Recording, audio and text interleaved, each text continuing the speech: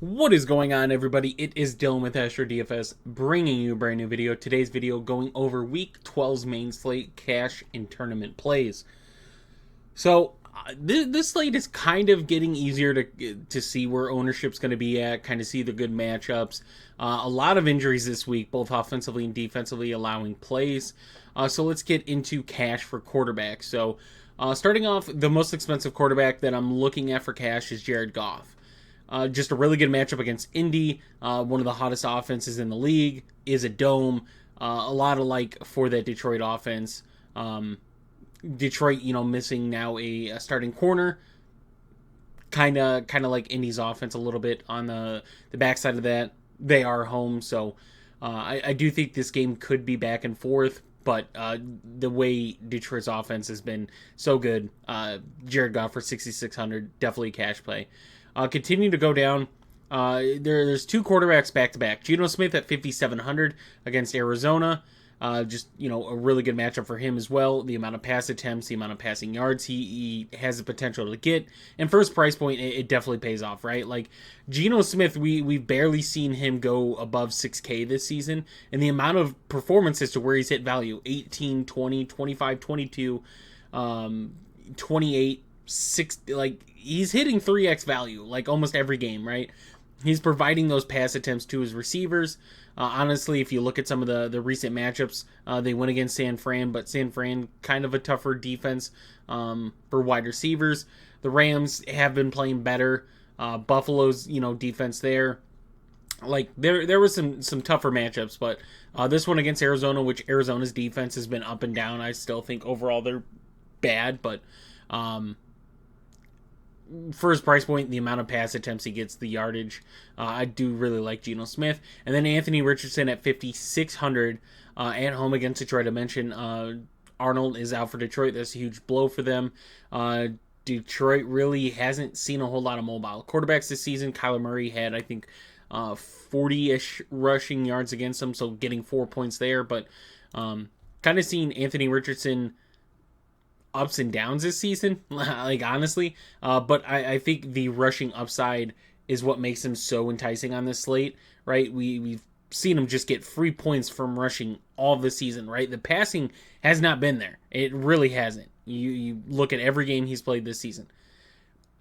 But I will say this, look at the teams Anthony Richardson has faced, right? He's faced in a Texans defense, a Packers defense, a Bears defense, a Steelers defense, a Miami defense, another Houston defense, and a Jets defense. But Jets have been bad. But he's faced a lot of tough defenses here.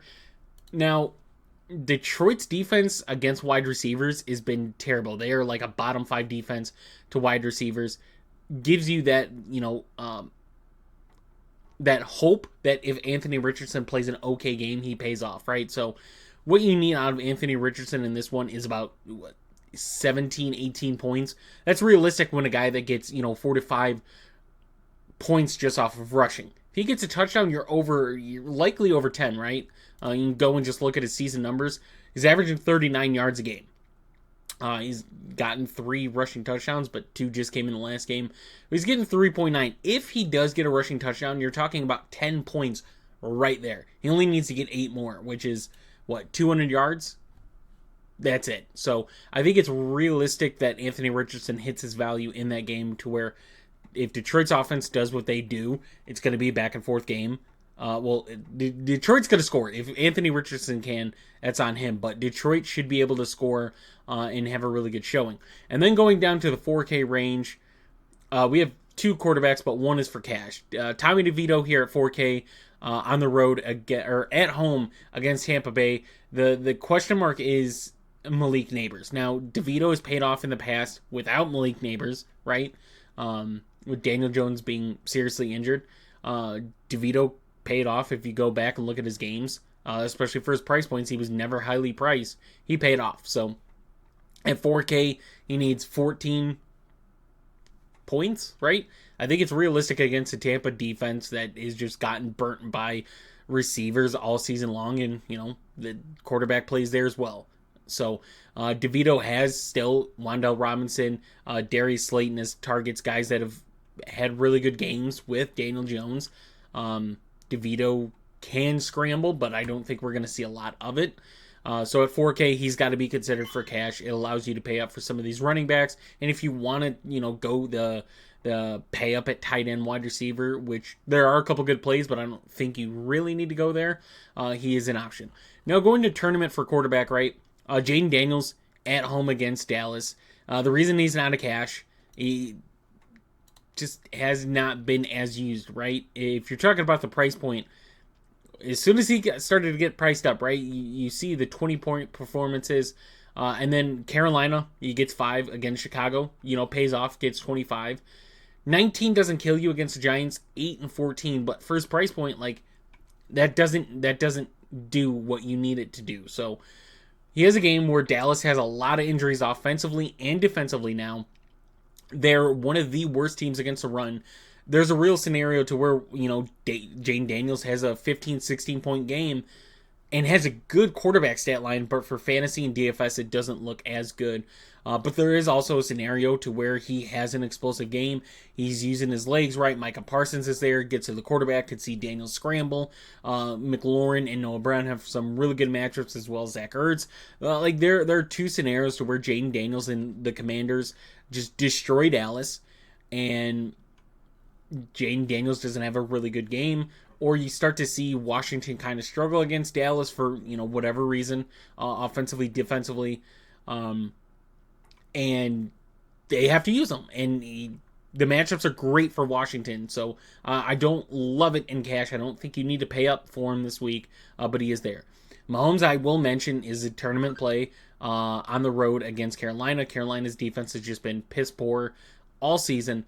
A really good matchup for, Mahomes, for Kelsey, for DeAndre Hopkins. I like, that kind of offense attack to look at this week. Going down CJ Stroud at home against Tennessee, who's dealing with a lot of injuries in their secondary. Tennessee's still been a really good team against the run. I like Stroud at home. His home splits are crazy good. Don't love it for cash, obviously, because, there is a scenario to where Joe Mixon has a good game, right? But I'm going to take the shot that Stroud has a good game passing-wise. I just don't want to get there for cash, but it's a really good tournament play. Bo Nix at 6,300 against Vegas. Vegas is dealing with a lot of injuries offensively and defensively, especially in their secondary. Their secondary is really banged up. Bo Nix has just been a fantasy machine this year. Him and Jaden Daniels have provided some really good value, depending on their price points this season. Jaden Daniels to start. You look at Bo Nix, and he's kind of the mid to end is where you're seeing Bo Nix's kind of value pay off in DFS. So really like that matchup. Kyler Murray on the other side of Geno Smith. I mentioned how much Geno Smith and Seattle like to pass the ball. They're very efficient passing the ball. Kyler's just kind of been a low-key quarterback this season. They've relied upon James Conner and the run game, right? Not just James Conner, but they've gotten the other backs involved, and they've had success. Trey Benson being one of them here and there. But with Kyler's rushing upside, which, yet again, we haven't seen it a whole lot needed to be used, but his rushing upside is there against the Seattle team to where they play a lot of man coverage. And what man coverage does, you're not having guys sit in certain spots. They're moving, right? They're moving with their assigned guys. Probably going to have a spy on Kyler, but there are a lot more opportunities for someone like Kyler to kind of run out of the pocket, get some yards there. So really do like him in that matchup. Continue to go down on this list. Caleb Williams, I'm going to have to mention at 5,100. He's struggled against pressure. He's struggled against man, but he is at home, where his home numbers have been more impressive than on the road, clearly. But his price point is 5,100. It's too cheap for Caleb Williams. Just some of the performances, right? Not even the best performances, but some of the performances he's had, he's killing it in DFS.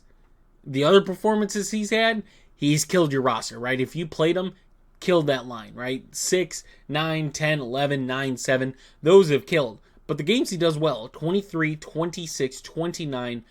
I'll even throw the 16 because it hits, 3 times value. But his price point has never been ridiculously high, and now it's at an all-time low. Chicago's offense is healthier now.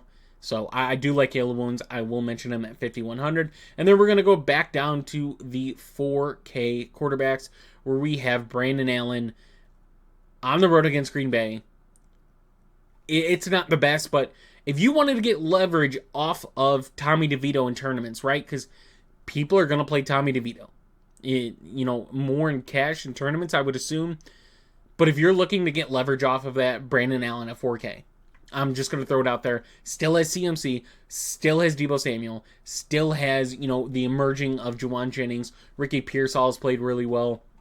I don't know the status of what George Kittle is going to be like. When George Kittle's in, you have a all-star lineup around you, right? Green Bay's missing Jair. There is a chance Brandon Allen has a good game at 4K. So those are my quarterbacks for this week. Going to running backs, yes, Christian McCaffrey is yet again a cash play for me. The volume he gets is just, he's guaranteed volume. He is one running back that is guaranteed volume, and that's what you look for. Now, what he does with it and the outcomes of it are different, but in DFS, that's what we look for. We look for red zone uses too. He is very used in the red zone. Green Bay has struggled against running backs. We've known it for years and years and years. They've been slightly better against running backs this season, but with Brandon Allen in, I would expect CMC to see a few more targets this week than he has previously. And San Fran, if they're going to win the game, try to control the clock and get that Green Bay offense continuously off the field. But San Fran's dealing with a lot of defensive injuries as well. Continue to go down. Devon Achane has got to be worth mentioning in cash. Just a really, really great spot against New England, who's been bad against running backs this season. And with Tua in, Devon Achane is just getting a lot of work in the receiving game. I don't think, I would prefer McCaffrey over Achane this week for 1,000. There's a couple other good running back plays, which you could pay down for, but I think he's in a really good spot nonetheless. But continue to go down for cash. James Conner, 6,500. You just look at the volume he's gotten, not just on the run, but in the receiving game as well. Only 5 touchdowns on the season so far. Seattle's kind of been an team that struggled against running backs. I like James Conner for his price point. Continue to go down though. We're going to find 2 guys right next to each other in Kareem Hunt and Brian Robinson Jr. Kareem Hunt, this is crazy, right? If this loads. So this is crazy. He is 5,700. What was he last week? 6,700, 6,600, 63. We haven't seen this since week 5. We have not seen Kareem Hunt at 5,700 since week 5. He is facing one of the worst run defenses in the league. And no Isaiah Pacheco, right? He was priced this because Isaiah Pacheco was supposed to be back. Guess what? He's not. You were going to see lineups consist either both Kareem Hunt and Brian Robinson or one or the other. They're in really good spots, right? Brian Robinson on the other side of that, facing a Dallas defense that's just been getting shredded in the run game. Brian Robinson has been getting a lot of red zone looks. Austin Eckler's been their receiving back. That's why Austin Eckler's included. But Brian Robinson has been getting a majority of the actual rushing attempts, and the red zone work has been Brian Robinson. So I think at 5,600, he's in a good spot. You could say Austin Eckler too. I have no problem. If you want to make a case for Austin Eckler being a cash play as well, go for it. Look at what he's done, right? 3 touchdowns between week 9 and 10, and then in week 11 against Philly, 8 receptions for 89 yards. So yes, if you want to say Austin Eckler's in just as good of a spot as Brian Robinson and you want to take it for cash, I have no problem with that argument at all. Now, going to tournaments, I will say Jahmyr Gibbs and David Montgomery. Both of these guys, it's just you're flipping a coin every week to kind of pick which one you want to have. There are weeks where you could go both, right? There are weeks where you can go both. I don't think it pays off much, but Jahmyr Gibbs has just been a volume machine. The explosiveness has been there for him. The touchdowns have been there for him. You look at David Montgomery, look at his receiving work. He's been getting a lot of receiving work as well. Been getting a lot of solid touches, and is yet one of the better goal line backs we have in the league this year. So David Montgomery, Jahmyr Gibbs, both those guys are in play, especially in tournament. Ken Walker is also in a really good spot against Arizona's been a team that struggled against running backs as well this season. And Ken Walker has been their touchdown guy when they get to the red zone. But I just like Seattle's pass game too much to want to play Ken Walker in cash. So that's why he's in tournament. It's a really good matchup for him, really good opportunities. I just want to go with the pass game more than the run game in cash. Continue to go down.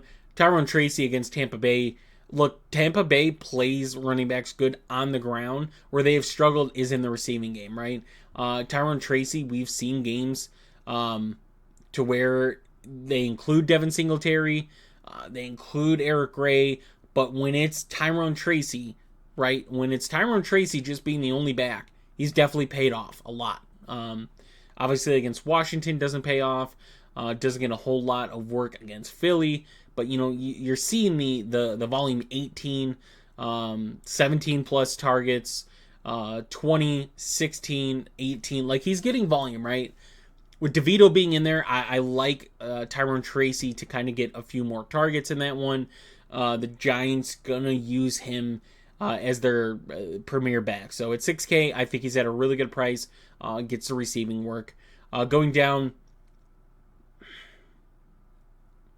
the Tampa Bay running backs, 54 and 53, same thing as kind of Detroit, right? Both of them get a lot of work in the receiving game, a lot of check downs, stuff like that. Bucky leads the team in their red zone rushing attempts, so if you want to go there, that's fine. But you look at Rashard White, like, it just, Bucky's getting a few more rushing attempts, but Rashard White's been getting a few more targets and getting a lot of his fantasy points out of that. So you can go either one. I think they're in really good spots. Javonte Williams at 5,200 in a really good spot against Vegas. I mentioned the amount of injuries they have. Like, a lot of people wrote Javonte off after the Week 10 game against Kansas City, but then he comes back against Atlanta. 6.6 yards per attempt, 5 targets, and scores a touchdown. Definitely pays off for his price point there. Continue to go down. This is where an interesting play kind of develops.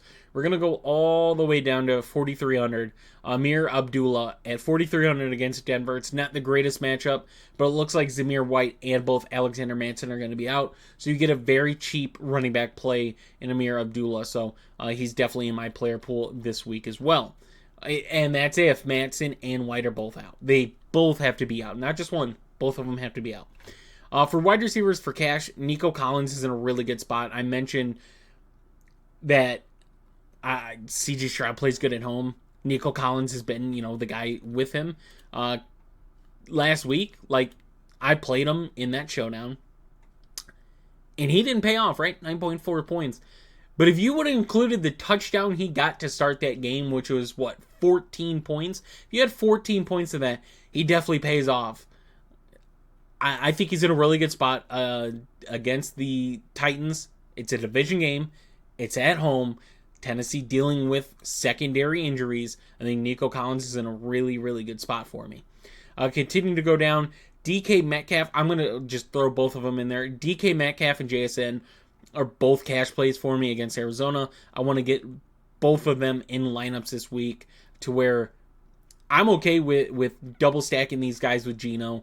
I think both aren't overly priced. Both have upside. Both have good matchups. Their numbers are a lot similar. So I like both the Seattle, DK Metcalf, and JSN. Continue to go for cash. I'm going to throw Marvin Harrison against Seattle. I think he's a really good run back piece. I think he's very cheap. He plays very good versus man. His target share versus man is over 30%, which is an amazing number. But it's just the price point of 6,100 for Marvin Harrison. He started off this season at 72. He's starting to go down in price. Eventually, he is going to see the upside, right? I mentioned before the season started, I was lower on Marvin Harrison. I think he's going to be an elite talent in the league. The schedule that wide receivers had for Arizona have been brutal. Like, his matchups have been brutal. He's got a really good matchup, though, against Seattle. I think this is a game where Marvin Harrison gets yardage. He gets receptions. Touchdown may not come, but the yards and receptions and targets should be there for him this week, and he's at a very ridiculously low price. Cortland Sutton at 5,800. Yeah, yet again, his price is just not getting adjusted, and I'm okay with that, right? The last 4 weeks, over 14 DraftKings points, 8, 9, 10, 11 targets, only 1 touchdown in those 4 games, so it's not like he's getting touchdown fantasy points. All of it's coming via pass. So with Vegas dealing with the secondary injuries, I think Cortland Sutton's in another really good spot in a division road game. So definitely think he's there. Juwan Jennings, I'm taking off of cash. I had him in cash. He's just been lighting it up. Just last 2 weeks, just putting him in my lineup and just being fine with it. So without Brock Purdy, I don't know if I want to go there against Green Bay. If Brock Purdy was in, definitely would be a cash play for me. And then Jacoby Myers, yet again, got to be a cash play. Only really good matchup for Vegas. Obviously, Brock Bowers too. But as far as wide receiver goes, the target share he gets is he's the clear-cut number 1 guy, right? You can see the targets, like they're not the highest targets, but he's definitely paid off. Got another really good matchup in this one at home against Denver. If Vegas starts to lose the lead, obviously the running back issues, they're not able to run the ball. Jacoby Myers is in a really good spot for a really good price at 5.1.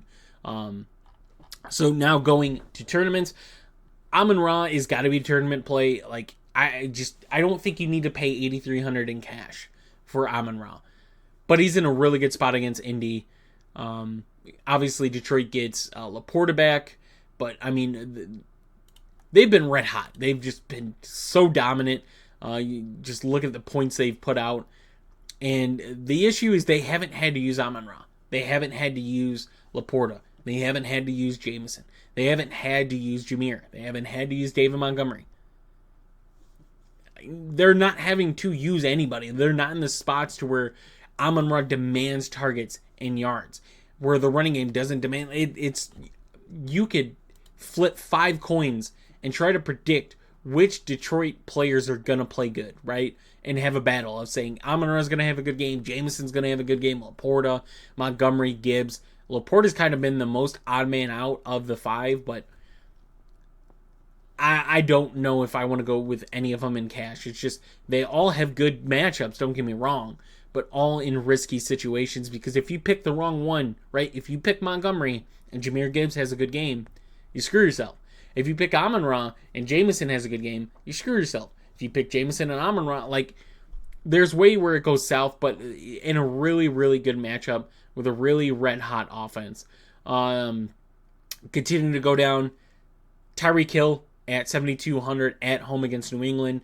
Plays, like, his target share versus man coverage is very high. His numbers versus man are very high.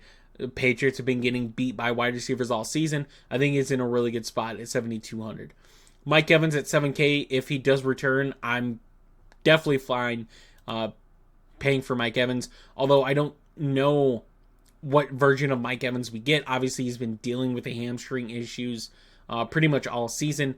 But when he's on the field without Chris Godwin, he's going to be the number 1 guy by far. They're going to use him. They're playing the Giants. It's not like at this moment they need to use him. They are starting to slip away in the standings, so they do need to win games. But against the Giants, who struggle offensively, have pieces defensively, I don't know if paying 7K for someone like Mike Evans is really doable this week. But in tournaments, there is the upside of having Mike Evans without Chris Godwin. Terry McLaurin, stacking with Jaden Daniels, very likable. Dallas dealing with defensive injuries, especially in the secondary again, and he's in a really good spot against Dallas at home. It's just not wanting to get there in cash. It's the running game is really, really good for Washington this week, to where I don't think you need to go Terry or Noah Brown, but both of them make good tournament plays. Josh Downs, I mean, he's on that border. I think I put him in cash, but I don't know, right? Marvin Harrison is $100 cheaper, but he's in a really good spot. With Arnold out now, Josh Downs is kind of leads there, but I will say this. Josh Downs has the most upside on that Indy wide receiver room. Like, just getting consistent numbers, whether it's Flacco or Richardson, he's been getting the consistent numbers. But we're going to go down, and Michael Pittman is 5,300. And you've seen Michael Pittman get a good amount of targets with Anthony Richardson, not just this season, because this season hasn't been pretty for him. But you go back to last season, the small time we saw Michael Pittman got fed by Anthony Richardson. He's just at a very, very, very cheap price to where is it worth paying $6,200 for Downs or going somewhere like Michael Pittman? So I do like both, but I think Downs has that, but Pittman for his price point definitely there. Jaden Reed, just San Fran having defensive injuries as well as Brock Purdy being out. I think Jaden Reed's got a really, really good matchup against San Fran this week. His price continues to go down too, right? They haven't had to use him as much. They've been going, Watson, been going Dobbs. Wicks has his moments. Tucker Kraft. Josh Jacobs is being fed the ball the majority of the time, though. But for his price point and the upside for Jaden Reed, he's got to be a tournament play for me. DJ Moore and Keenan Allen, where Keenan Allen's 4,900, DJ Moore 5,500, play really, really good against zone. And this is where they both shine. Moore's numbers versus zone are better. That's why I like DJ Moore. Keenan Allen just has a better matchup in the slot. So both those guys are playable for me this week. And if Minnesota does what they've done a lot this season and they start off the game hot, Chicago's going to have to use the pass game. Plus, DeAndre Swift kind of been up and down this week as far as injury status. So that's something to watch as well. DeAndre Hopkins, if you're looking for a double stack with Mahomes, I think it's Hopkins and Kelsey. But, you're either going Kareem Hunt or you're going for this pass attack. So that's why Hopkins isn't a cash play for me. I just like Kareem Hunt and the rushing in this game. If Malik Neighbors is out, Wan'Dale Robinson is in a really good spot at 5,200 against Tampa Bay, who's given up a lot of receiving yards to opposing wide receivers. And he's just been a target machine. The reason he's not cash, and even if Malik Neighbors is out, he's not going to be a really high-owned play, is because you have DeVito. You don't know how that offense is going to look with DeVito this season compared to DeVito last season, right? Teams kind of know what to expect. Plus, the Giants, it's not like they did it last minute. They made it clear that DeVito's going to be the quarterback. There's film on him, so it might not be the prettiest game there. Xavier Legette, I think if I want to get a piece of Carolina offense, which is risky, but with Jalen Coker kind of dealing with injuries, Adam Thielen dealing with injuries, returning injuries. Jalen Coker's is new. Jonathan Brooks, to compete with Chuba Hubbard now.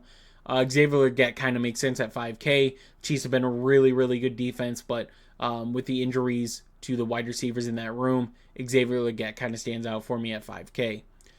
Tyler Lockett, I like DK and JSN more, but Tyler Lockett has a scenario to where, he continues to slide under the weather as far as ownership.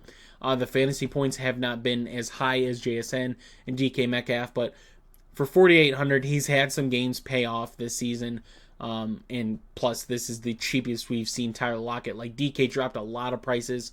Tyler Lockett for, 1,400 cheaper, 1,500 cheaper than JSN. You could get Tyler Lockett there. So I think he's playable.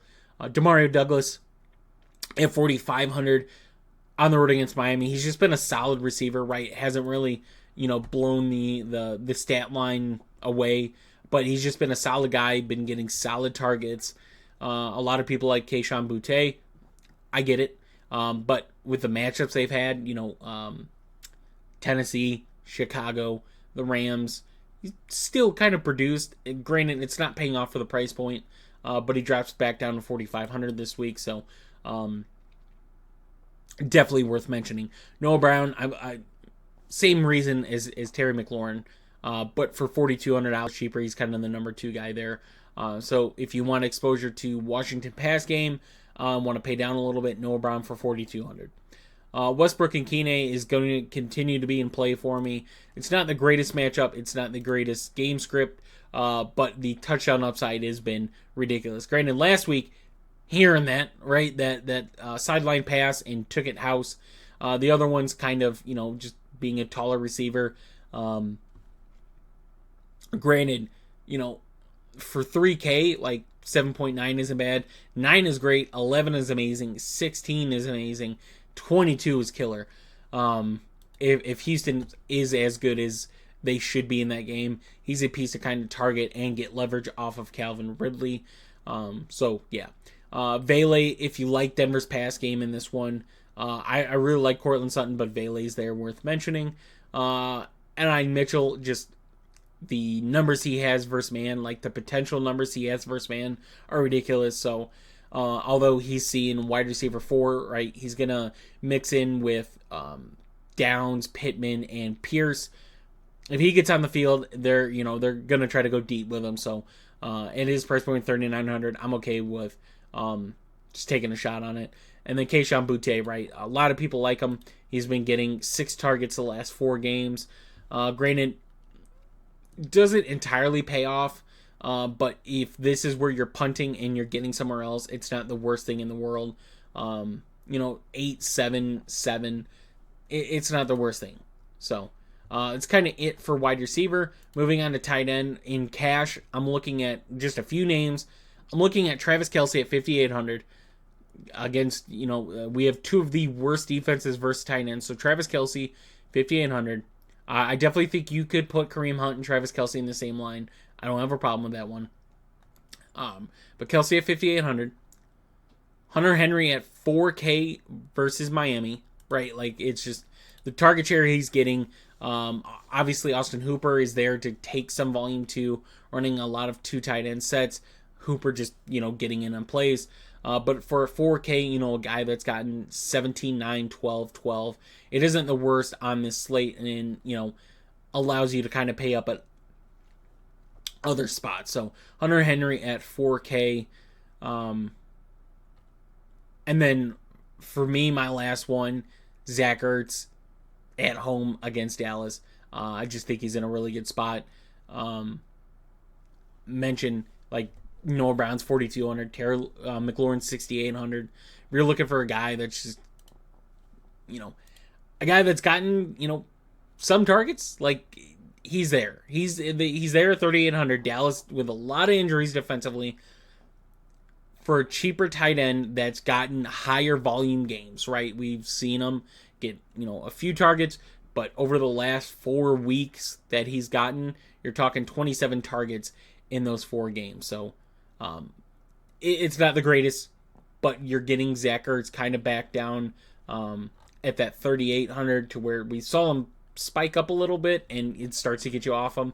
But 37, 38, he's back at 38, so still not at a ridiculous price. Now for tournaments, Brock Bowers definitely is just, one of the best tight ends this season. He's got to be in play. Every week he's got to be in play. If you consider him a wide receiver and you're saying a wide receiver gets this much volume, especially as of late, this guy gets this much volume, and then you go back and look at week 5 against Denver where he gets 23 DraftKings points. Yeah, Brock Bowers is just always got to be considered every week regardless of the matchup. Trey McBride against Seattle. Like this guy is yet again a guy that's just been getting consistent numbers. Only 1 touchdown this season. And it wasn't in the air. It was not in the receiving game. Eventually, touchdowns have to happen. Eventually. The way Arizona scored the last 3 weeks, eventually Trey McBride has got to get his. So, not the most ideal thing in cash, but if you're looking to stack with Kyler for his price point, like he's cheaper than Marv. So, a guy with better consistent numbers than Marvin Harrison is cheaper. It's got to be in play. Sam Laporte at 4,300, like his price is just too low for me, right? We saw what Laporta started off this season, 6,300. He's dropped down to his lowest price this season, 4,300. where I mentioned, like, Laporta's kind of been the odd man out this season.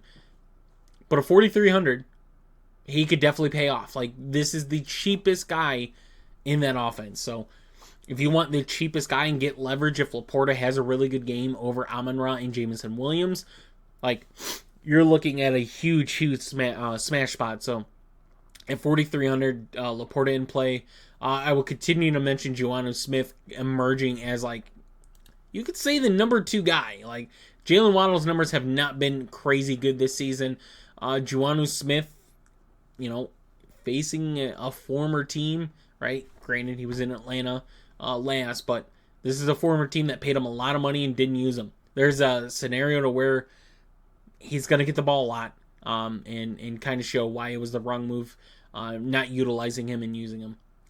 Cole Kmet, I'm going to mention Cole Kmet is the cheapest he's been this season at 3,600. Granted, with, DeAndre Swift, Keenan Allen, Rome Odunze coming, he hasn't had to be, the number 2 guy with DJ Moore anymore. But it does leave open opportunities because of the talent in the wide receiver. It's just the pass game has not been there lately. But you see with the new offensive coordinator against Green Bay, 3 targets, 42 yards in that one. Obviously, doesn't pay off for a 4.1, but if you're talking 3.6, it's starting to get there at, that outcome of around 9 fantasy points. It's starting to get there. Jatavion Sanders, I have to mention. I don't like his price point at all of 3,400, which is why he's not a cash play. But for tournaments, he has to be mentioned because he has an amazing matchup against Kansas City. He's clearly the number 1 tight end. He's clearly not put up great numbers, but for his price point, yes, he was, right? If you talk about it, at 2,600, he puts up 9.9 smashes. That's amazing, right? 2.9, he puts up 12.1 smashes.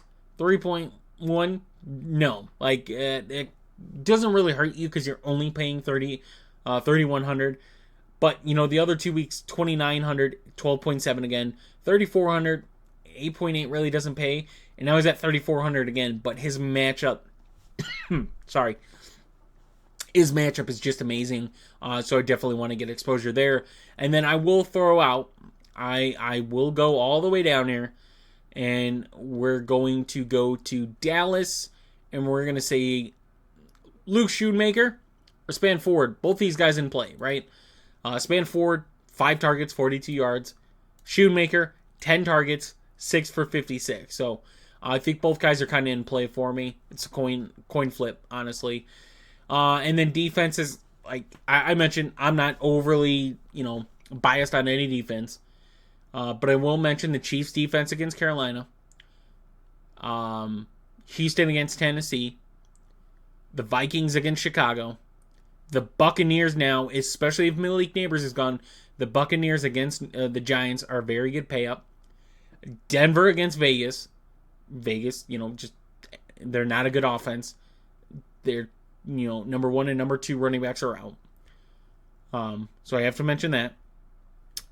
Miami, Fuller's out, which is kind of hurting, wanting to play Miami. But then if you start to go cheap, the Bears at 2,500, kind of the cheaper defense. Maybe the Giants just get a lot of sacks, over the last 2 weeks. So 1 sack, but you go back and look, and that's pretty much where they've paid off for their price point is getting sacks. But if we're looking at a defense, it's the Bears against Minnesota, which is worrisome. But Sam Darnold has kind of been turning the ball over quite a bit lately, so paying $2,500 for the Bears isn't the worst thing. So hope you guys did enjoy the video. If you did, please leave a like and subscribe. If you guys are interested in joining us, and getting my DraftKings plays, my cash, my tournament, my value, as well as my bets and props, and as well as getting our FanDuel side of all of this, join our website. We have a very cheap subscription package, so check that one out. I will see you guys in tomorrow's live stream.